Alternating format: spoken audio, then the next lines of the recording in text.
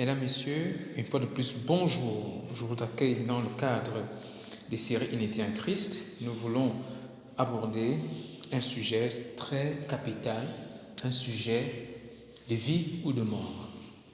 Oui, mesdames, messieurs, il y a des sujets avec lesquels nous ne devons pas nous amuser sur cette terre. Il s'agit des sujets liés aux questions du salut et de destinée éternelle.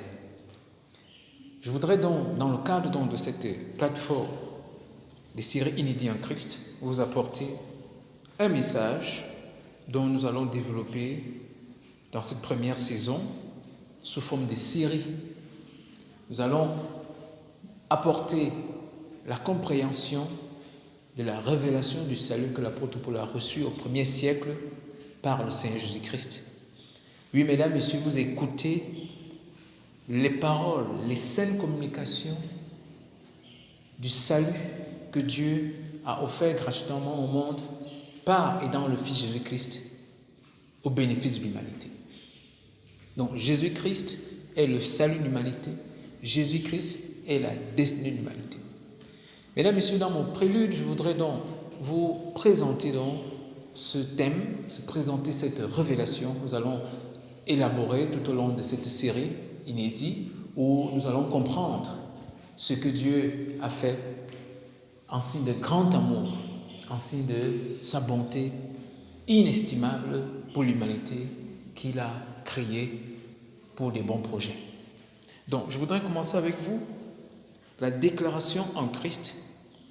Oui, mesdames, messieurs, il y a une déclaration la plus importante qu'un homme n'ait jamais faite sur cette terre. C'est la déclaration en Christ. L'apôtre Paul a fait une déclaration qui est consignée dans ses épîtres, qui est la déclaration en Christ. Les théologiens, après avoir fait l'exégèse des livres de l'apôtre Paul, ont découvert que ce mot apparaît 164 fois dans tous les épîtres du Nouveau Testament. Mesdames, Messieurs, c'est cette déclaration qui va retenir notre attention et constituer l'objet de notre étude et examen et analyse tout au long de ces séries. Donc, je vous introduis dans cette longue série importante, capitale, qui vous permettra de comprendre toute la science du mystère que Paul présente dans son corpus, c'est-à-dire son évangile, dans ses 14 épîtres. Oui, mesdames, messieurs, il y a une déclaration que Dieu le Père a faite en Jésus par l'apôtre Paul qui gouverne toute la destinée de l'homme et qui révèle toute l'essence, toute la science du salut spirituel et de salut vécu ontologiquement par l'homme. Oui, la déclaration en Christ, c'est une phrase très puissante que Paul a faite dans sa théologie.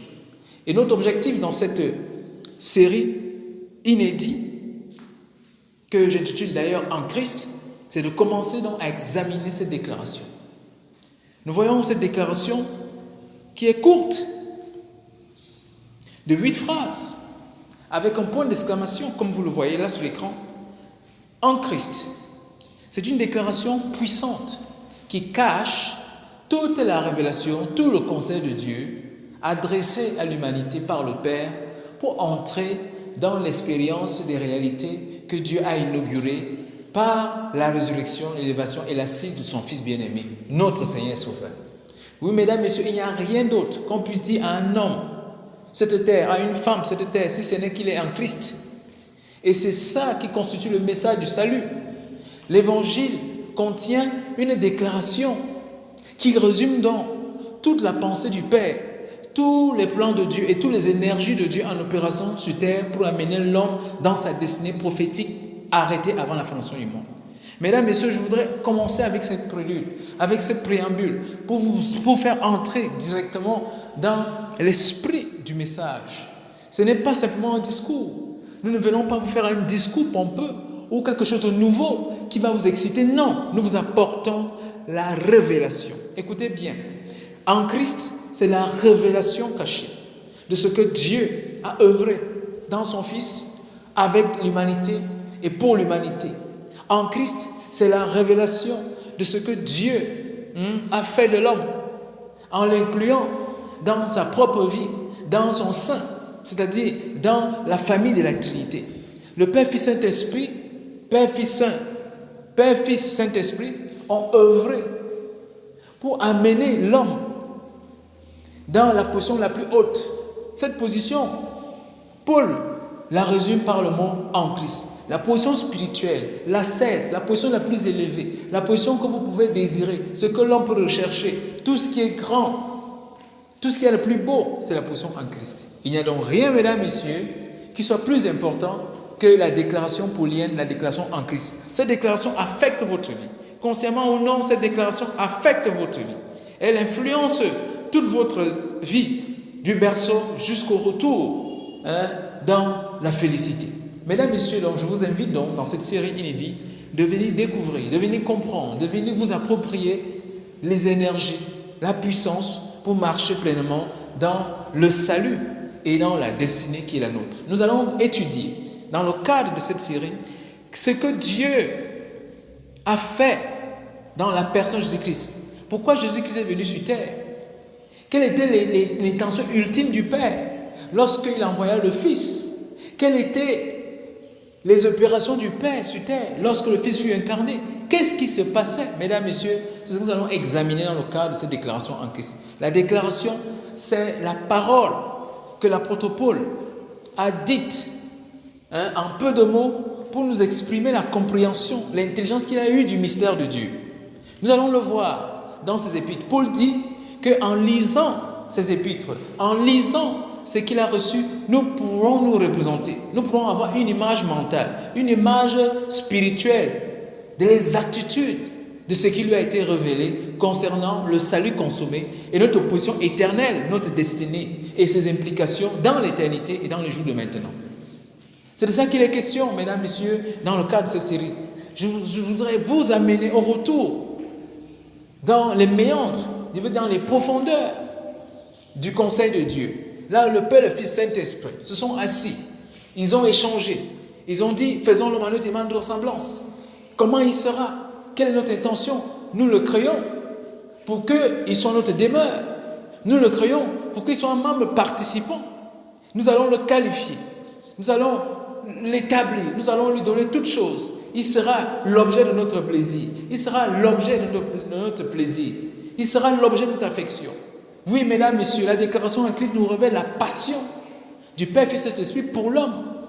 Nous allons voir que la volonté éternelle de Dieu se cache dans ces petites phrases composées en Christ. Nous allons le voir. Nous allons voir Christ, l'addition des deux, et nous allons voir ce que Paul nous présente tout au long de son corpus, tout au long, n'est-ce pas, de ses déclarations, de ses propositions, dans son discours, dans ses écrits. Nous allons examiner et nous allons ressortir la pensée du Père, la pensée que nous devons nous approprier pour vivre la réalité contemporaine de notre salut et notre destinée. Donc, mesdames, messieurs, en Christ, c'est la déclaration consommée du message du salut et de la destinée éternelle parfaite de toute l'humanité.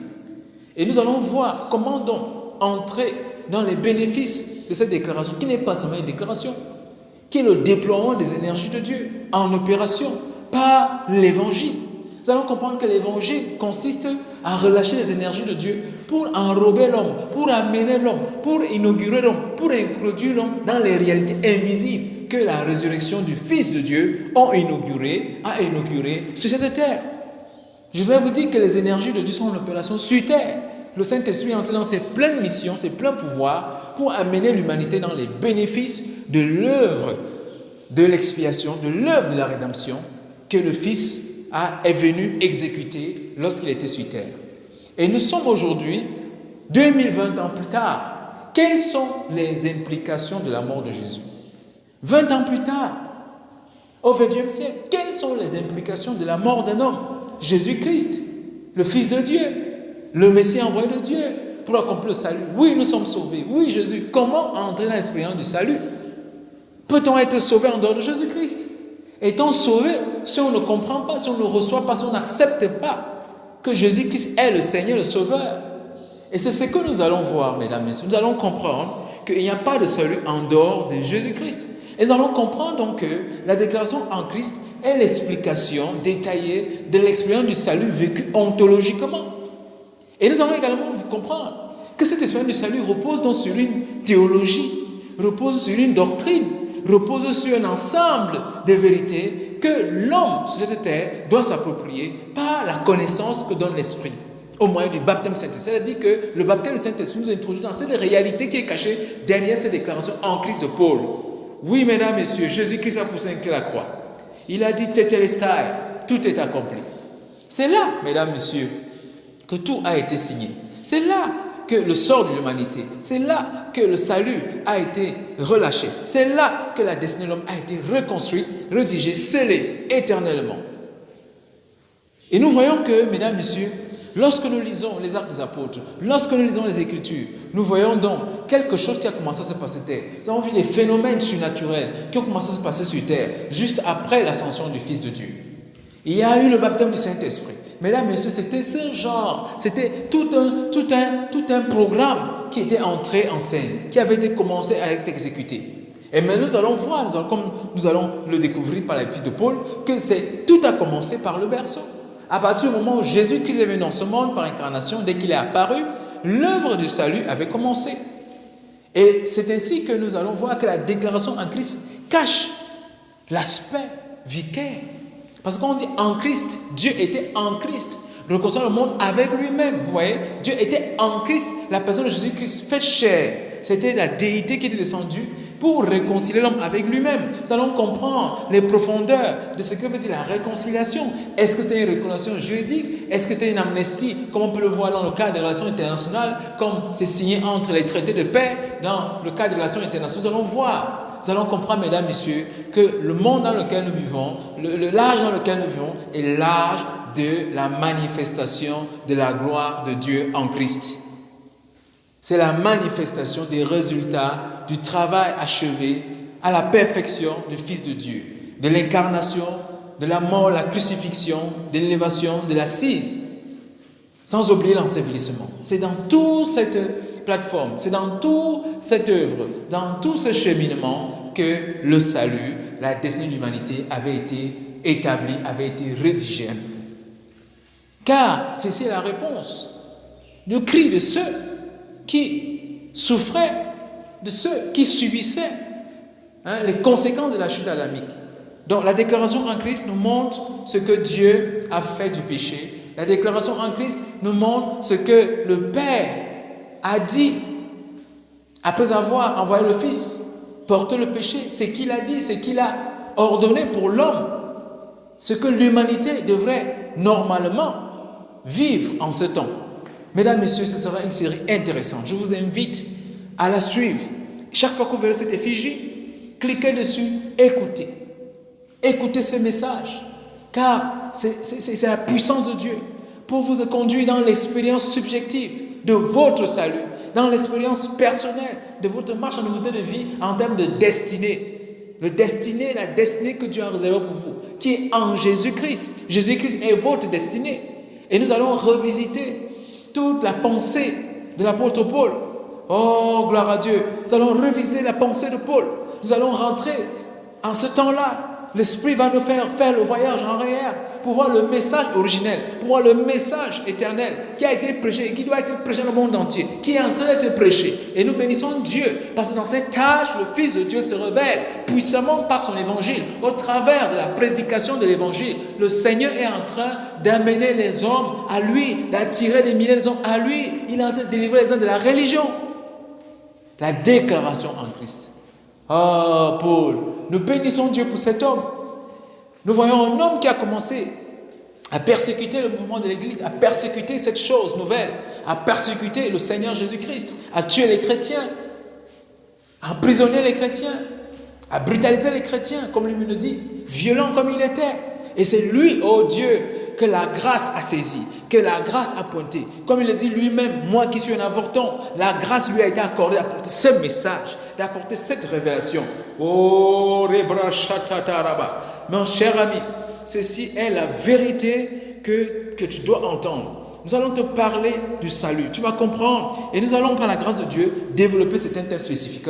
La nouvelle naissance, nous allons comprendre comment la nouvelle naissance opère sur cette terre en ce moment par l'œuvre du Saint-Esprit au moyen de la prédication de l'Évangile. Nous allons voir comment le Saint-Esprit est en train d'appliquer les implications de la croix dans l'âme, dans l'esprit, les corps des humains. Nous allons voir la phase, comment le Saint-Esprit applique le salut dans les esprits de l'homme, comme le Saint-Esprit est en œuvre pour amener l'humanité, pour amener les hommes et les femmes, les enfants de toute race, de toute couleur, de tout sexe, de tout âge, de toute époque, dans la manifestation de la transfiguration, dans la manifestation de l'homme changé, de l'homme nouveau. Oui, c'est une réalité.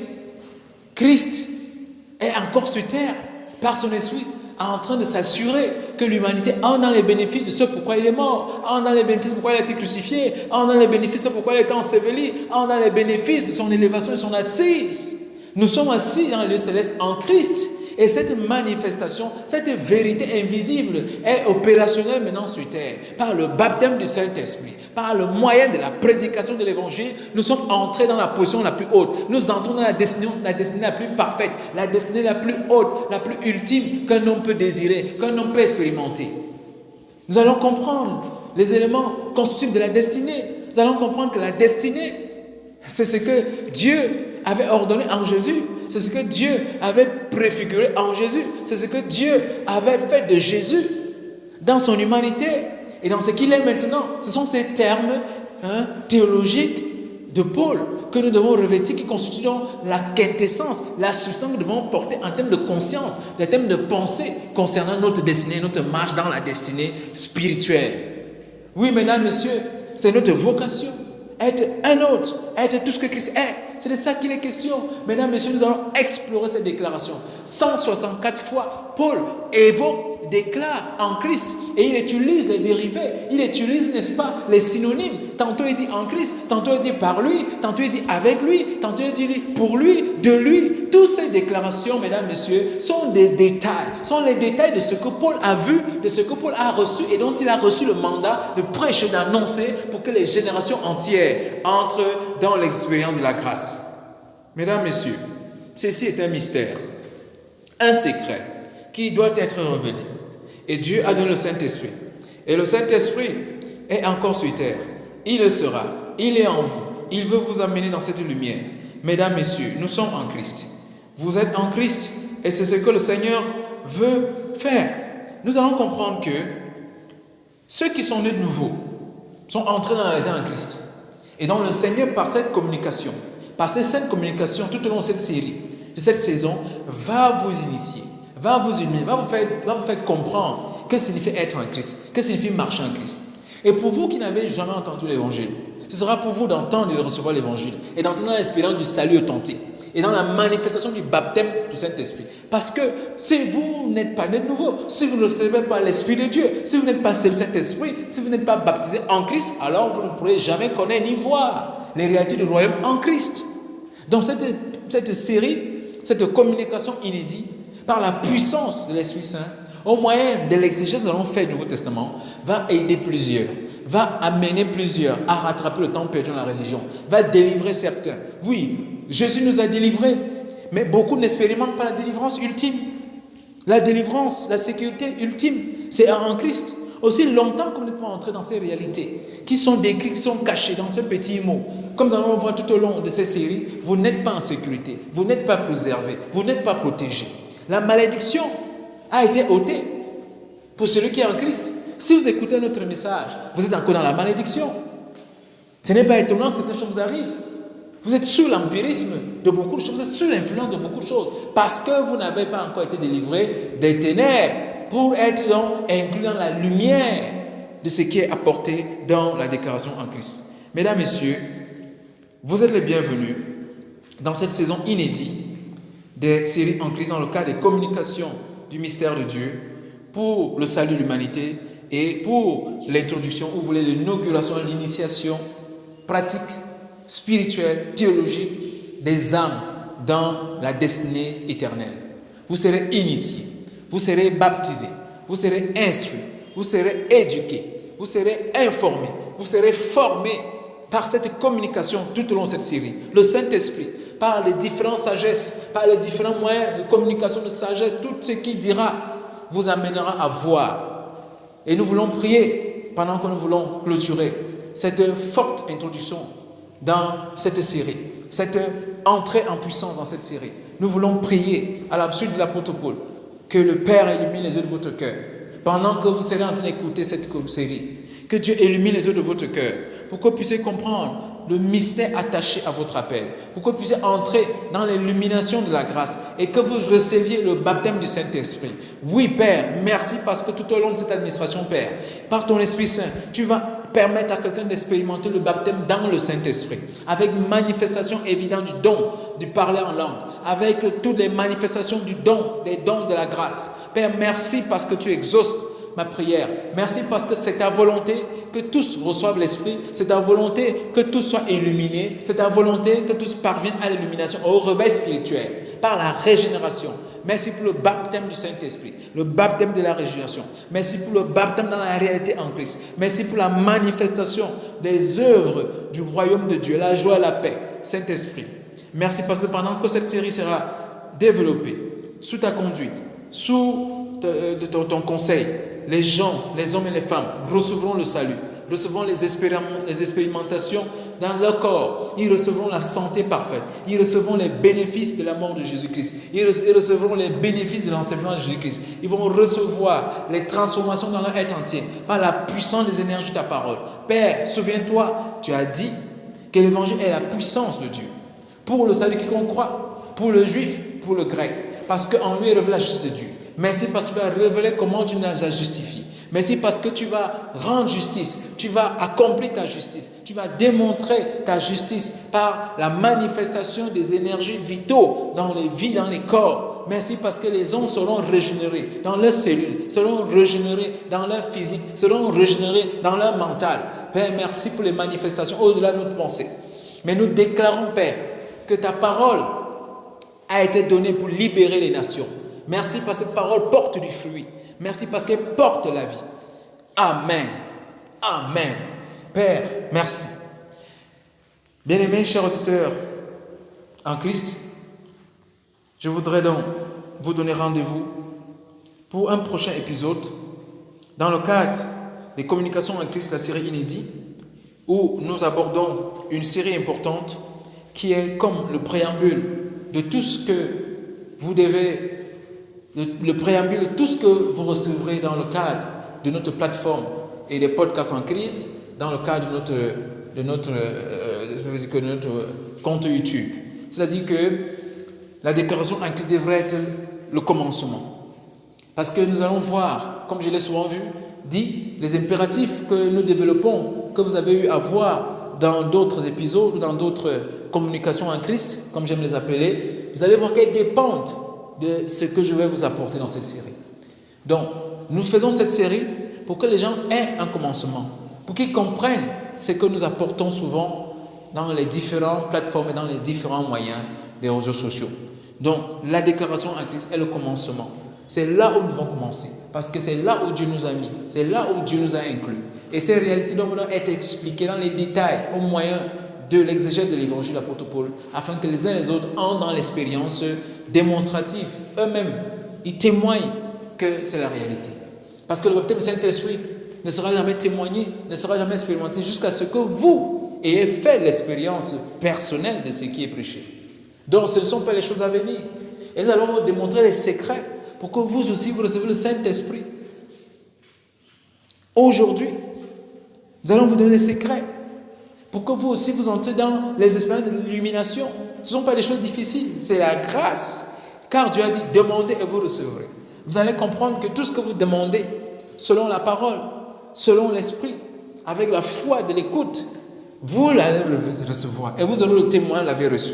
Oui, mesdames, messieurs, je vous donne un rendez-vous, comme je l'ai dit, dans un prochain épisode, pour continuer donc à examiner cette déclaration de l'apôtre Paul qui apparaît 164 fois dans tous ses épîtres et qui contient donc tout le conseil, toute la puissance qui nous introduit dans l'expérience personnelle aujourd'hui, au contemporain de ce que Jésus a fait de nous et de ce que Jésus a fait pour nous. Donc nous allons donc examiner tout cela et nous bénissons Dieu qui va lui-même administrer les effets escomptés de la déclaration de l'évangile. C'est-à-dire que l'évangile sera prêché et le Seigneur va appuyer par les signes et les prodiges. Vous verrez les témoignages. Venez en quelqu'un pour recevoir. Priez pour recevoir.